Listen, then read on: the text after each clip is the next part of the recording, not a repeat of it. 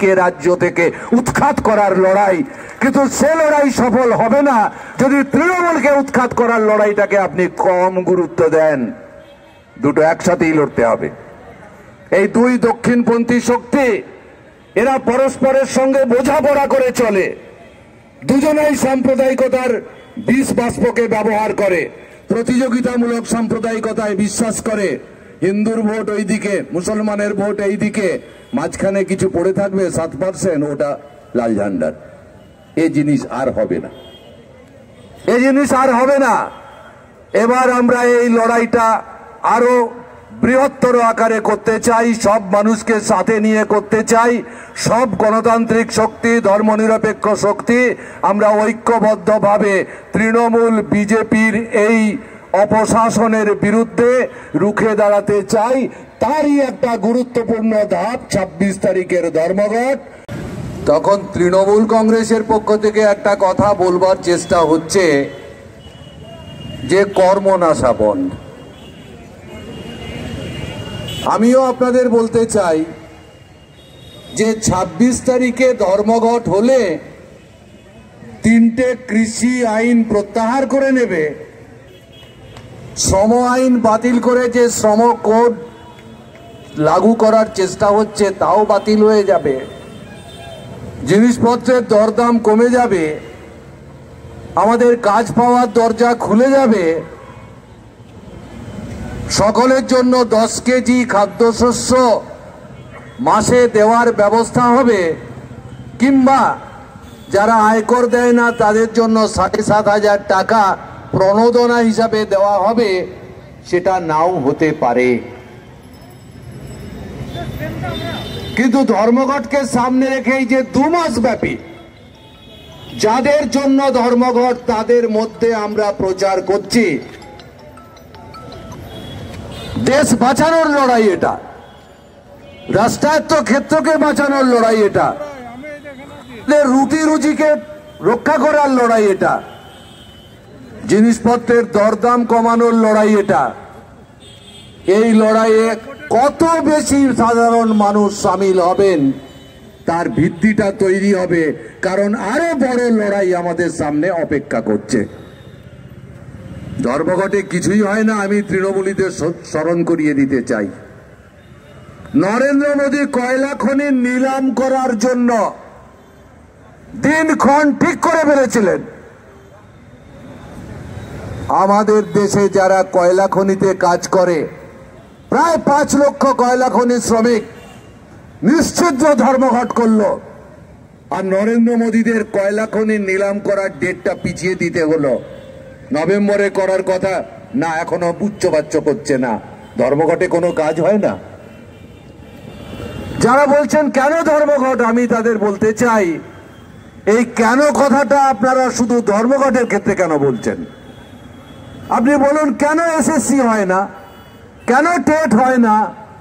1997 সালের পর থেকে প্রতি বছর যেমন দুর্গাপূজা হয়, যেমন গ্রীষ্ম আসে, যেমন বর্ষা আসে, যেমন শীত আসে, তেমনি প্রতি বছর এসএসসির পরীক্ষা হয়, টেটের পরীক্ষা হয়, প্রত্যেক বছর প্যানেল তৈরি হয়, প্রত্যেক বছর শিক্ষক নিয়োগ হয়। কি এমন ঘটনা ঘটলো 11 সালের পর আর হচ্ছে না? প্রশ্ন তুলুন, কেন হচ্ছে না? প্রশ্ন তুলুন, প্যানেল কেন প্রকাশ করা হয় না? প্রশ্ন তুলুন, এসএমএস এ চাকরি কেন দেওয়া হয়? তালিকায় 300 জনের নাম আছে না 3000 জনের নাম আছে, এটা জানার অধিকার আমাদের আছে। তপশিলি জাতি আদিবাসীদের রিজার্ভেশন অনুযায়ী তারা কাজ পাচ্ছে কিনা প্যানেল প্রকাশ না করলে কি করে বোঝা যাবে? বোঝা যাবে না। কেন এই চালাকি?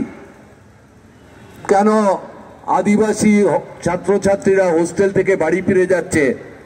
প্রশ্ন তুলুন। প্রশ্ন তুলুন, কেন জিনিসের দাম বাড়ছে? প্রশ্ন তুলুন, এখনো পর্যন্ত আমাদের রাজ্যে একটাও কলকারখানার ফিতে মমতা ব্যানার্জির কাটার সুযোগ হলো না কেন? নরেন্দ্র মোদী একটা কারখানার ফিতে কাটেনি এখনো পর্যন্ত। কেন আমাদের অর্থনীতি গাড্ডায়? নরেন্দ্র মোদী বলেছিলেন $5 ট্রিলিয়ন বাজেট, আমরাই হব পৃথিবীর বৃহত্তম অর্থনীতির দেশ। তার জন্য আমাদের আর্থিক বিকাশের হার হওয়ার কথা 10, সেটা এখন -23.9। এখন তো রিজার্ভ ব্যাংক ঘোষণা করে দিয়েছে আমাদের দেশে এখন আর্থিক মন্দা চলছে। তাহলে কোথাও কেন প্রশ্নটা তুলবেন ধর্মঘট কেন? আর মানুষের জীবনে এত কষ্ট কেন, এত দুর্দশা কেন?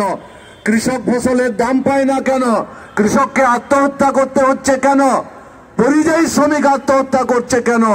এই কেনগুলো আপনারা তোলেন না কেন? আমাদের জানার ইচ্ছে আছে।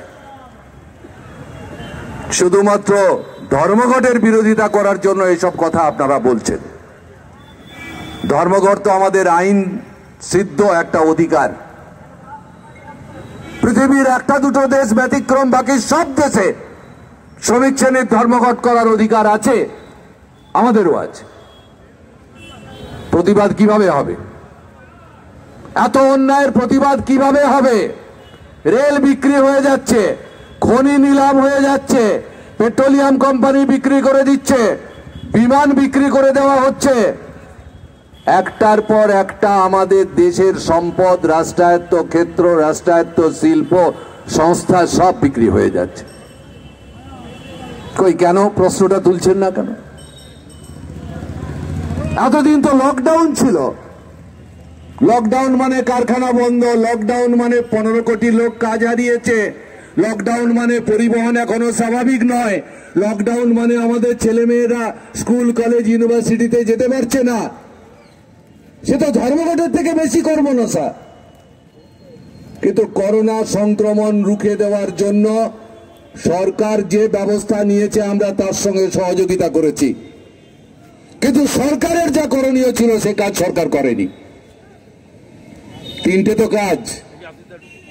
একটা কাজ হচ্ছে সংক্রমণ যাতে ছড়াতে না পারে, একটা কাজ হচ্ছে যারা করোনা পজিটিভ হয়েছে তাদের যাতে ঠিকঠাক চিকিৎসা হয়, আর একটা হচ্ছে অস্বাভাবিক পরিস্থিতিতে মানুষ যাতে বেঁচে থাকতে পারে তাকে রেশন দাও, তাকে আর্থিক প্রণোদনার ব্যবস্থা করো, স্কুল কলেজ আস্তে আস্তে কি করে স্বাভাবিক করা যায়, কলকারখানার দরজা যাতে খোলা যায়, মানুষের স্বাভাবিক জীবনযাত্রা ফিরিয়ে আনা যায়, রুটি রুজির স্বাভাবিক পরিস্থিতি যাতে আমরা আবার চালু করতে পারি।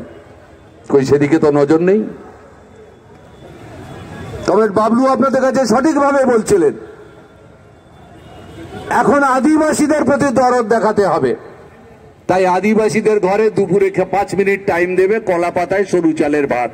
আরে আদিবাসী ঘরে গেলে আর দামাড়ি খেলে না, কাঁচা লঙ্কা পান্তা ভাত খেলে না। আদিবাসী পাড়ায় গেলে আদিবাসীদের নাচ গান, তাদের সংস্কৃতি, তাদের জীবন চর্চা দেখলে না।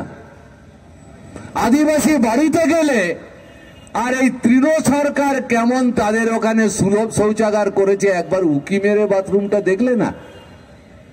বিকেলের মধ্যে ফিরে চলে গেলে সল্টলেকে গিয়ে একটা 5 স্টার হোটেলে গিয়ে উঠলে আসলে 50টা ফটোগ্রাফার ছবি তুলছিল। এই ছবিগুলো এখন চলবে ভোট পর্যন্ত। শুধু ফটো শুটিং এর জন্য ওখানে যাওয়া হয়েছে, আদিবাসীদের প্রতি কোনো দরদ নেই। কেন অলচিকি মাস্টার নিয়োগ হচ্ছে না?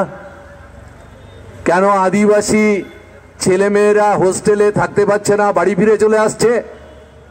কেন আদিবাসীদের জন্য বামফ্রন্ট সরকার যাওয়ার পরে একটাও জঙ্গলের জমিতে পাট্টা দেওয়া হয়নি? কেন আদিবাসীরা যে জমি পাট্টা পেয়েছে সেই জমি কেড়ে নেওয়া হচ্ছে? এসব প্রশ্ন বাবলু আপনাদের সামনে বলেছে, একটা কথার কোনো জবাব বিজেপি ওয়ালাদের কাছে মিলবে না। বিরসা মুন্ডাকে নিয়ে একটা বিতর্ক তৈরি হয়েছে, আমি তার মধ্যে যেতে চাই না, কিন্তু নাটক যারা করছেন ওই শিকারীর মূর্তি যেটাতে মালা দেওয়া হয়েছিল ওটা অপবিত্র হয়েছে বলে যারা গঙ্গা জল নিয়ে গিয়ে ছবি তোলাচ্ছেন আর যারা গোবর জল নিয়ে ছবি তোলাচ্ছেন তারাও নাটকবাজি কম করছেন না। বিরসা মুন্ডার প্রতি এদের কোনো ভক্তি নেই। ইতিহাসটাকে আমাদের স্মরণ করতে বলে, কেন এই মানুষটাকে আমরা শ্রদ্ধা জানাবো, তার জন্মদিন পালন করব, তার আদর্শকে আমরা আরো উজ্জ্বল করার চেষ্টা করব, সেসব প্রশ্ন নেই।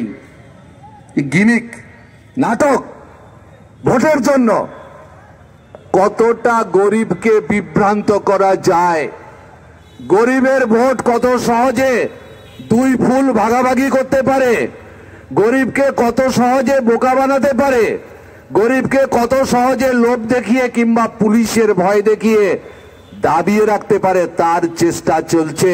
এ জিনিস বেশি দিন চলতে পারে না। মানুষ এখন আস্তে আস্তে বুঝতে পারছেন তফসিলরা এদের বন্ধু নয়, বন্ধু হতে পারে না।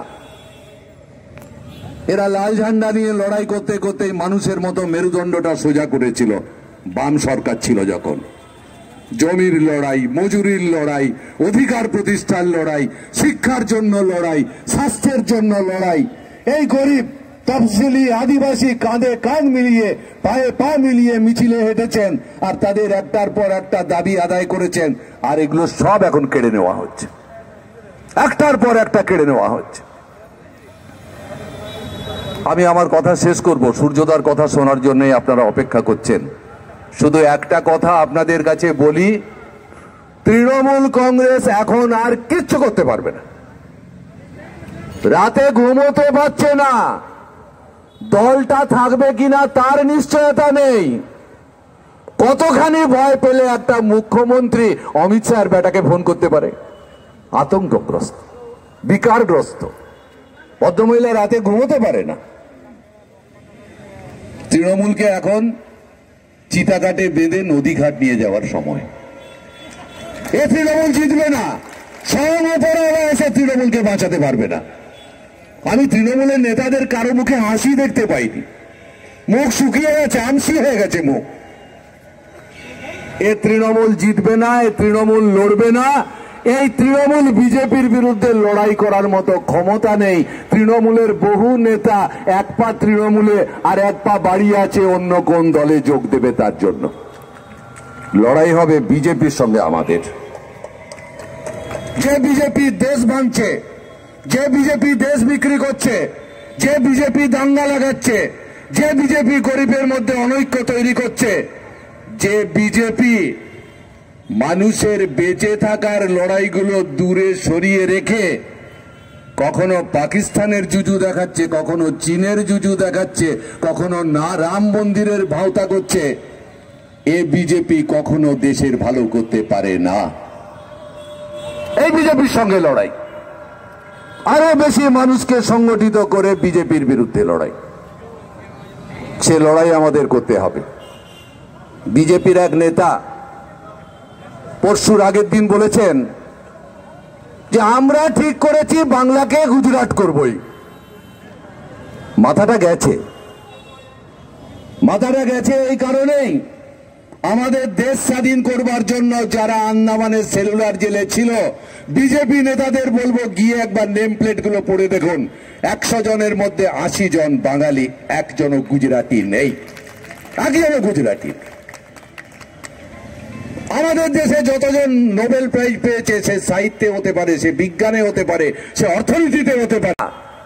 এবার আমরা এই লড়াইটা আরো বৃহত্তর আকারে করতে চাই, সব মানুষকে সাথে নিয়ে করতে চাই।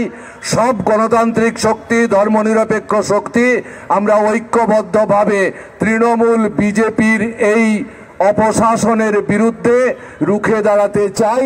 তারই একটা গুরুত্বপূর্ণ ধাপ 26 তারিখের ধর্মঘট। গ্রামে গঞ্জে শহরে খেতে খামারে সর্বত্র কাজ বন্ধ রেখে এই সাধারণ ধর্মঘটকে আপনারা সফল করবেন। আপনাদের কাছে এই আহ্বান জানিয়ে আমার বক্তব্য আমি এখানেই শেষ করি।